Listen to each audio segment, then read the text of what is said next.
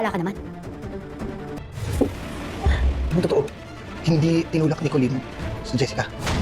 Nilipas ang mga araw, unti-unting mararamdaman ng mga anak ni Manuel ang pangungulila-muli. Tela ba, bumalik sa kanila ang bangungot sa nakaraan kung saan bigla na lamang nawala ang kanilang ama, nawala maging ang komunikasyon at hindi man lang sila tinawagan.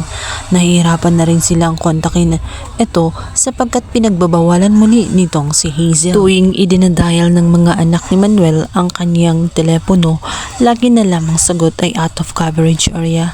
Samantala, si Andrea naman ay makakaramdam ng kakaibang sakit at kirot sa kanyang puso, lalong-lalo na at nakita niya ang kanyang favorite na barbecue.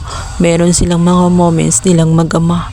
Kaya naman hindi siya mapakali, hindi niya hahayaan na ganun-ganun na lang at basta-basta na lamang sila iniwan na wala man lang pasabi sa kanila, hindi man lang nagpaalam.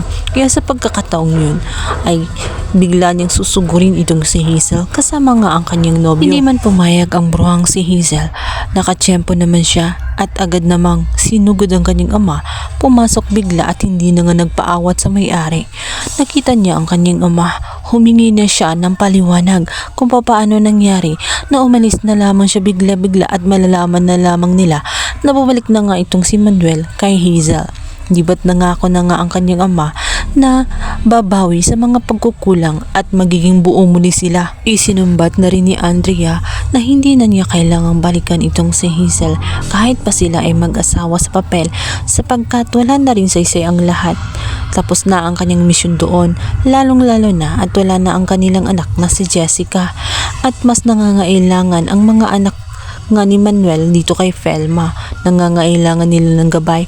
Matagal na silang uhaw na uhaw sa pagmamahal ng ama sapagkat matagal nga silang inayo nitong si Hazel. Sa kabilang banda, magugulantang naman ang abogado nga nitong si Hazel sapagkat bigla na lamang siyang tatawagan nga nitong si Timo sapagkat kinokonsensya na siya at kinakain na siya ng karma.